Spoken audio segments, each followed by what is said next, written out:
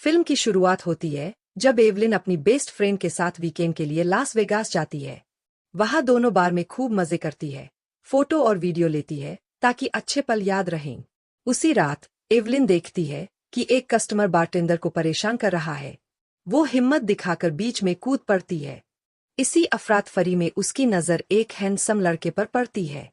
दोनों के बीच हल्की सी स्माइल एक से चेंज होती है। अगली सुबह एवलिन बाथरूम के फर्श पर उठती है और वही लड़का उसके पास खड़ा होता है। वो उसे सिर दर्द की दवा देता है। जब एवलिन अपने हाथ को देखती है तो शॉक रह जाती है। उसकी उंगली में महंगी सी रिंग होती है। लड़का बताता है कि पिछली रात उनकी शादी हो गई थी। एवलिन हैरान रह जाती है और कुछ बोल ही नहीं पाती। बाद में वो लड़का कहता है कि उसके वकील सब संभाल लेंगे। ये सुनकर एवलिन और भी कंफ्यूज हो जाती है। शादी में वकील क्यों? वो अपने होमटाउन पोर्टलैंड वापस लौटती है और कोशिश करती है कि ये शादी का राज अपनी बेस्ट फ्रेंड हन्ना से छुपा ले। लेकिन जैसे ही वो वहां पहुंचती है, रिपोर्टर और फोटोग्राफर उसे घेर लेते हैं। सब पूछ रहे होते हैं उसकी अचानक शादी की खबर डेविड फेरिस से, जो कि एक फेमस रॉक स्टार है। खबर जल्दी फैल जाती है। डेविड के फैंस गुस्से में होते हैं और लोग बातें करने लगते हैं कि शायद डेविड और उसके भाई जिमी में झगड़ा हो जाए। डेविड का बॉडीगार्ड सैमी एवलिन से मिलने आता है और उसे एक फोन देता है ताकि वो डेविड से बात कर सके। डेविड उसे अपने घर बुलाता है ताकि वो पापराजी और मीडिया ड्रामा से दूर रह सके। एवलिन मान जाती है, लेकिन रास्ते में गुस्साए फैंस उसका मजाक उड़ाते हैं। डेविड के घर पहुंचने पर वहां बड़ी पार्टी चल रही होती है। सैमी उसे अंदर ले जाता है और एवलिन नोटिस करती है कि डेविड ने अपने हाथ पर उसका नाम टैटू कराया हुआ है। वो शॉक्ड रह जाती है। डेविड बताता है कि उसने ये टैटू उनकी शादी की रात को याद रखने के लिए बनवाया है। धीरे धीरे एवलिन नोटिस करती है कि डेविड का बर्ताव उसके साथ ठंडा होता जा रहा है, खासकर जब वो किसी दूसरी लड़की के साथ उसे फ्रेंडली देखती है। दुखी होकर वो कमरे से बाहर निकलती है और एक शख्स से मिलती है, जो बाद में डेविड का भाई जिमी निकलता है।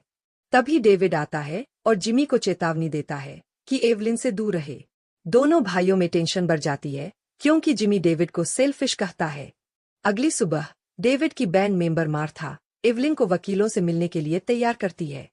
मीटिंग में वकील एवलिन को एक ऑफर देते हैं, $10 मिलियन, बस शर्त ये कि वो शादी के बारे में चुप रहे। साथ ही ये धमकी भी दी जाती है कि अगर उसने इस शादी से बच्चा किया तो उसे डेविड से दूर कर दिया जाएगा। एवलिन बहादुरी से ये ऑफर ठुकरा देती है और कहती है कि उसकी इज्जत बिकाऊ नहीं है। मीटिंग के बाद डेविड का फ्रेंड मल एवलिन से बात करता है और उसे समझाने की कोशिश करता है। वो बताता है कि डेविड की असली पर्सनैलिटी कुछ और है और अगर एवलिन उसे अच्छे से जानेगी तो उसका नजरिया बदल सकता है। बाद में डेविड आता है और मल उससे नाराज होता है कि उसने एवलिन को अकेले वकीलों के साथ क्यों छोड़ दिया। डेविड कहता है कि एवलिन ने खुद तलाक मांगा है, लेकिन उसने अभी तय नहीं किया कि वो इसे आगे बढ़ाएगा या नहीं। फिर डेविड मीडिया में एवलिन के टैटू की फोटो देखता है। वो कोशिश करता है कि एवलिन ये तस्वीरें न देखे, लेकिन एवलिन देख लेती है और बहुत अपसेट हो जाती है। दुखी होकर वो बाथटब में चली जाती है। वहीं डेविड उसे संभालने की कोशिश करता है। डेविड फिर एवलिन को अपने सेफ हाउस ले जाता है ताकि उसे थोड़ी शांति मिले और वो सोच सके कि आगे क्या करना है। एवलिन पूछती है कि उनकी मुलाकात कैसे हुई थी। डेविड बताता है कि वो दोनों बार में मिले थे और उसे तभी स्पेशल कनेक्शन फील हुआ था। फिर वो अपने कमरे में गए और रात साथ बिताई। बातचीत के दौरान दोनों अपने अपने लाइफ के बारे में खुलकर बताते हैं। डेविड अपनी गरीबी और रॉक बैंड की जर्नी शेयर करता है, वहीं एवलिन अपने सिंपल फैमिली और कैफे की नौकरी के बारे में बताती है। अगले दिन डेविड एवलिन के लिए महंगे कपड़े खरीदता है। एवलिन दाम देखकर हैरान रह जाती है, लेकिन डेविड उसे समझाता है और कंफर्टेबल करने की कोशिश करता है। फिर एक डिनर पार्टी होती है जहां डेविड अपने मैरिड दोस्तों को बुलाता है। खाने के बाद सब डांस और सेलिब्रेट करते हैं। डेविड एवलिन को बताता है कि उसने उसके लिए 2 गाने लिखे हैं और एवलिन खुश हो जाती है। वो उसे प्रॉमिस करता है कि वो उसकी मर्जी के बिना कुछ नहीं करेगा और ये भी कहता है कि वो अपनी पीने की आदत पर कंट्रोल रखेगा क्योंकि वो नहीं चाहता कि उसकी वाइफ को परेशान होना पड़े। डेविड एवलिन से कहता है कि उसे एक मौका दे। वो अपने मॉरल वैल्यूज और इंटीग्रिटी की बात करता है और उससे हाँ बोलने को कहता है। अगले दिन जब मल एवलिन से मजाक करता है तो डेविड मजाकिया अंदाज में कहता है कि उसकी वाइफ को हाथ मत लगाना। मल जवाब देता है कि वो यहाँ सिर्फ काम के लिए आया है, लेकिन डेविड कहता है कि ये वक्त काम का नहीं है। उसे एवलिन पर ध्यान देना चाहिए। एवलिन डेविड को बताती है कि वो तलाक के बारे में सोच रही है, लेकिन अभी कोई फैसला नहीं लिया है। इसी बीच डेविड अपने ग्रुप के साथ नए गाने बनाने में बिजी रहता है। डेविड के एक दोस्त की पत्नी एवलिन से कहती है कि उसने डेविड को पहले कभी इतना खुश नहीं देखा। जब एवलिन पूछती है कि डेविड ने सेफ हाउस इतने साल खाली क्यों रखा, तो वो बताती है कि पिछले 6 सालों में एवलिन पहली इंसान है जो इस घर में आई है। वो समझाती है कि डेविड बस अपने लिए एक सेफ स्पेस चाहता था।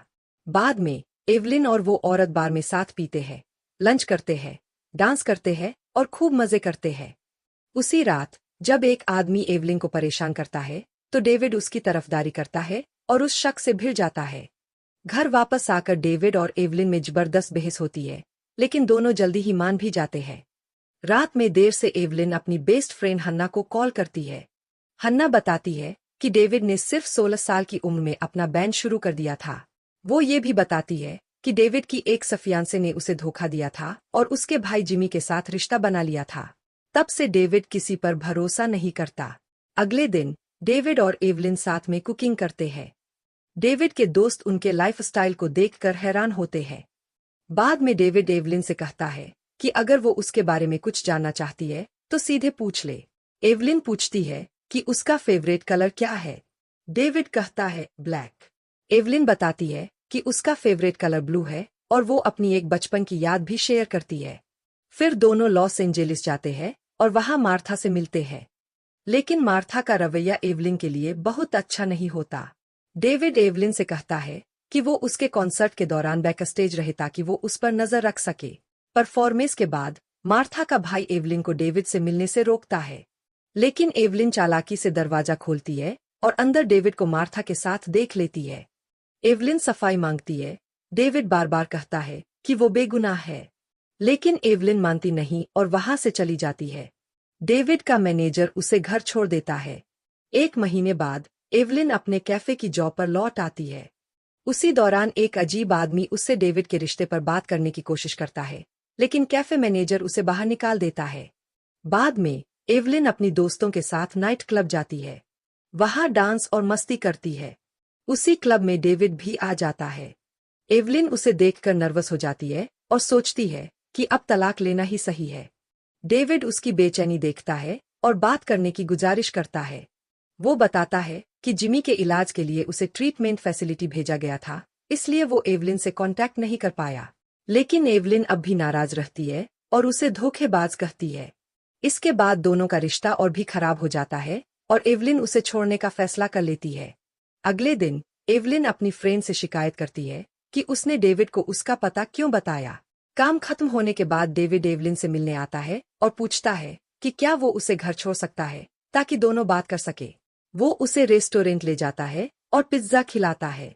लेकिन जैसे ही घर पहुंचते हैं, एवलिन का भाई डेविड के चेहरे पर मुक्का मार देता है। उसी पल एवलिन को पता चलता है कि मार्था ने डेविड से कांटेक्ट किया था। ये सुनकर वो और गुस्से में आ जाती है और डेविड से कहती है कि घर छोड़ दे। डेविड उसे शांत करने की कोशिश करता है, लेकिन एवलिन नहीं मानती। अगली सुबह डेविड एवलिन का पीछा करता रहता है, लेकिन वो उसे इग्नोर करती है। कई दिन तक डेविड कोशिश करता है उससे बात करने की, लेकिन एवलिन उसे भाव नहीं देती। एक दिन एवलिन उससे पूछती है कि वो ऐसा क्यों कर रहा है और लॉस एंजेलिस क्यों नहीं लौट जाता।